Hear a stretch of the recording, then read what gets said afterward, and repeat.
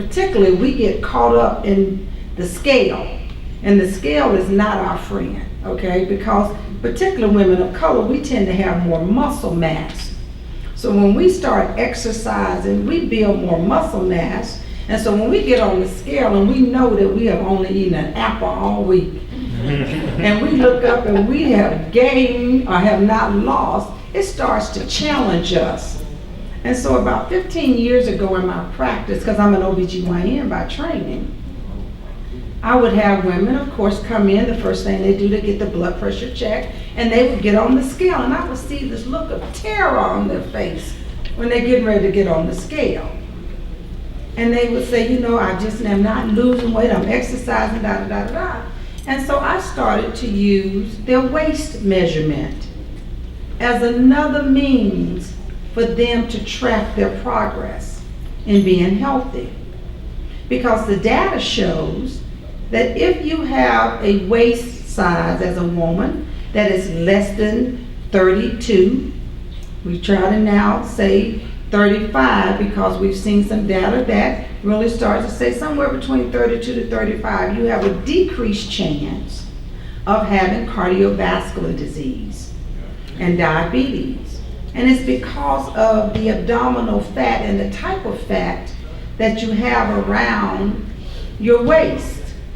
There are two types of fat. There's the subcutaneous fat that's around right underneath the skin, and then there's the fat that's around your organs inside, like your liver, and that fat is biologically active. It produces hormones and other things that lead to an increase in diabetes and cardiovascular disease. And your waist measurement is a good metric to use to reflect the decrease in both of those fats. Now, if you are a man, we want your waist size to be less than 38, okay? And you measure that waist, you take your two fingers, you put it underneath your belly button or your navel, and that's where you measure. And so we started this campaign, it's not your weight, it's your waist. Because the data shows that if you start to decrease your waist size, you decrease your risk of cardiovascular disease. It's really about how do I monitor my health? And so today what we're going to talk to you all about is monitoring your health. Not just your physical well-being, but your mental well-being. Because one of the things that happens to all of us as young people is that you also have the stressors. And those the stress of being in school, the stress of the peer pressure of being in college, the stress associated with the increased amount of work that you have to do in college, all of it can start to really challenge your ability to believe that you can be successful. Because all of you, the fact that you are here, you're already successful. The fact that you're in college, you're already successful. What we want to do today is to give you some tools that when the doubt starts to come up, you make the right choices to continue to monitor your progress toward whatever your desired goal is. And that is being as healthy physically as you can be, and then mentally healthy as well. So we have some wonderful panelists here who are I'm going to briefly introduce them. You see their names in their bios here, so I won't go through that because I don't want to take up a lot of our time. And I'm going to ask them to give us just 3 minutes of an introduction, and then we're going to start with questions because I want us to have a dialogue. All the questions are not going to come from me. They need to come from you because you have some resident experts here. We have Dr. Joshua Murphy, who is a clinical psychologist and the director of athletics at Fort Valley State University. And he's from Macon, Georgia, so I know he has a lot of knowledge. You have Quentin Roach, who's the Chief Procurement Officer and Senior Vice President at Merck & Company. And then we have Dr. Ralph Abernathy, who is on his way, And then we have Delora Shedrick. Is Shedrick, did I pronounce correct? That's right. Shedrick, who is a trainer in technical assistance and organizational development senior manager with Westover Consultants. And all of these people have an area of specialty that I'm going to ask them to share with you so that you can get some insight into why they were selected to be on this panel. Now, you all have paper and pencil in front of you. So I want you to take some notes because I want you to be able to ask them questions, because when you hear what they do, it will hopefully inspire you to understand why the organizers put these individuals in front of you, because they have a level of wealth of knowledge that you're going to be able to take back and do good with. I'm going to start with the lady first, please. Okay. My name is Delora Shedrick, and I work for Westover Consultants, and I'm here on behalf of the Substance Abuse and Mental Health Administration. A lot of the work that I do is about the dash that you'll often see on a tombstone. There is the birth, there is the death. And much of my work is about the dash. So I want to spend some time talking about your dash and how you choose to live your life. Behavioral health is critical to leadership, critical. You cannot lead if you are depressed, if you have anxiety, if you cannot sleep, if you're worried about Mr. or Mrs. Boo in your life. You simply cannot be a successful leader. So part of what SAMHSA is all about is looking at all aspects of your behavior. I have distributed 2 handouts for you. One is about mental health first aid, which is an initiative by the president. It's very much like CPR and first aid. But the focus here is on mental health and being able for you as individuals to recognize when you see someone who's really stressed out. The other one takes a look at the various dimensions of what wellness is all about. And so again, I won't go into detail, but the other piece that I wanted to share, just as a part of the introduction, is we do a lot of work around substance abuse. And what we're finding now is many of our HBCUs are beginning to deal with a lot of the same kinds of issues that our majority schools are dealing with. When I first started school, HBCUs were seen as a protective factor. You know, we came from faith-based families where many of us went to school the first generation, and so we didn't see a lot of the same kinds of issues that we're seeing now. But what we're finding now is there's a significant drug use that are on our campus. I just came back from a campus not too long ago, and they produce the largest numbers of pharmacists. So I won't name that particular school. A lot of high achievers, a lot of type A's. They are struggling with amphetamines, NODOs, because they're staying up all night long trying to be as competitive, as prepared as they can be, and it's really becoming an issue on that particular campus. We're dealing with more suicides on our campus, more partner violence on our campus. So one of the things that we really want to take a look at is your wholeness, your well-being, because again, you simply cannot lead if you're not dealing with many of those stressors. And I hope to hear a little bit later about what I call the dream team. Everybody should have a dream team where you've surrounded yourself with people who will push you, people who will love you, people who will listen to you, people who will support you during your time of need.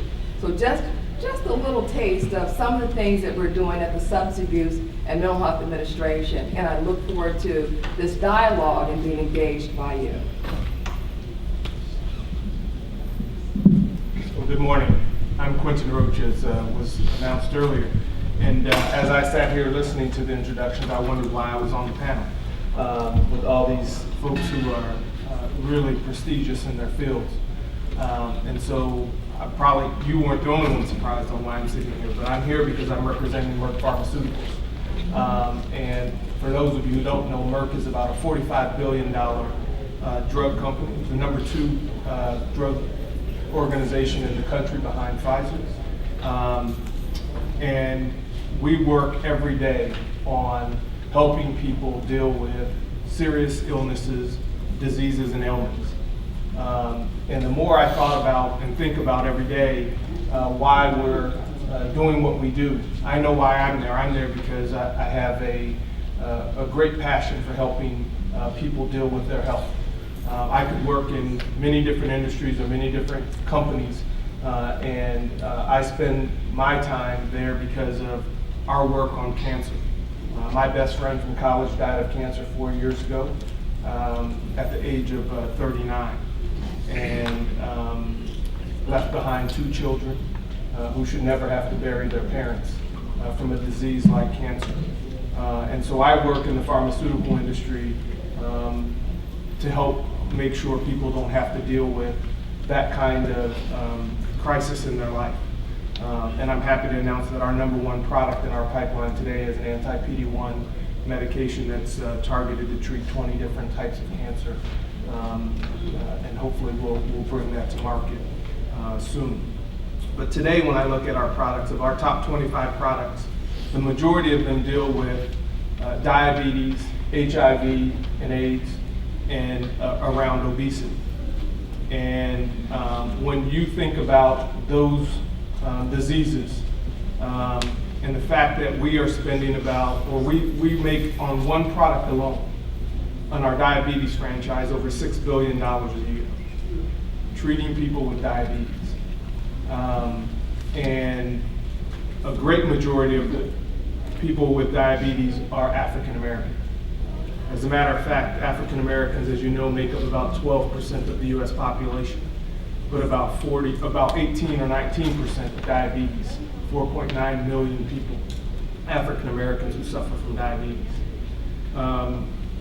Likewise, from HIV and AIDS, when we hear about HIV and AIDS, and think about its impact on this country since it was first diagnosed in the 1980s. Although the U.S. is only, in the U.S. African Americans are 12% of the U.S. population, as I said, make up over 46% of the HIV diagnosis in the last year. And since 1980, we make up over 50% of the deaths from AIDS. So a disproportionate impact on our community from these serious diseases that our company is trying to help treat and allow people to live and be cured from. So that's why I'm here, that's why I'm passionate about what we're doing. Thank you, Quentin. I want to pause for a moment and thank, they have me listed as a clinical psychologist. I am that. But there are so many other things in my life. To hear clinical psychologist now as a director of athletics at Fort Valley State University, which is my alma mater. I'm proud because the Father put me in the right position to do what I want to do. And a name like Joshua, I always think that you can achieve and do whatever you want to do. And so I tell people that I was the national chairman of mentoring for almost 16 years. It's because of Tommy Dort who gave me the opportunity, just like this morning, to be here. And when I lived in Rome, Georgia, I was the only African-American psychologist between Atlanta and Chattanooga.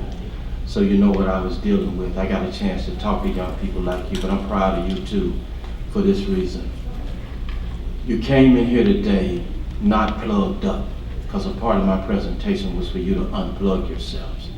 That means just like when you see an NBA player, you see an NFL player, you see soccer players, they all plugged up and they say they're trying to get into the game. Unplug yourself and listen to what this world is saying to you.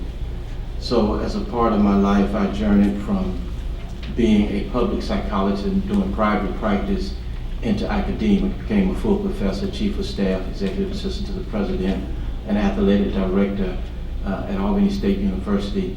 I loved the students and they loved me because I was actively involved. And then after leaving that, I became a school superintendent. After leaving school superintendent, I became an AD all over again. It's about where God wants you. That's how I ended up in my dream. Yeah, you have to be educated. You have to go to the Morehouses and the Fort Valley States and the Savannah States. And I also did my PhD at Howard University. And coming from a town called Mershon, Georgia. Most of y'all don't even know where that is. Geographically, it's over there by Waycross and Blackshear. They only had 175 folks in my whole town. And I went back to my 40th class reunion last week and a guy asked me, is that a transplant in your hair? No, my hair is turning gray, but it ain't turning loose. So, I just want you to know, oh, that's God.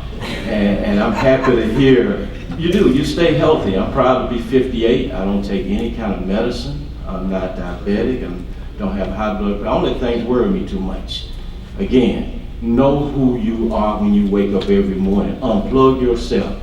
Now watch this. Show up, be on time, and be dressed to play. I know Prince came in here today, and I'm glad he gave us an F. I didn't accept the F. I used to tell my professors that at Howard University, I accept nothing less than an A in this class. I ended up with 3.97.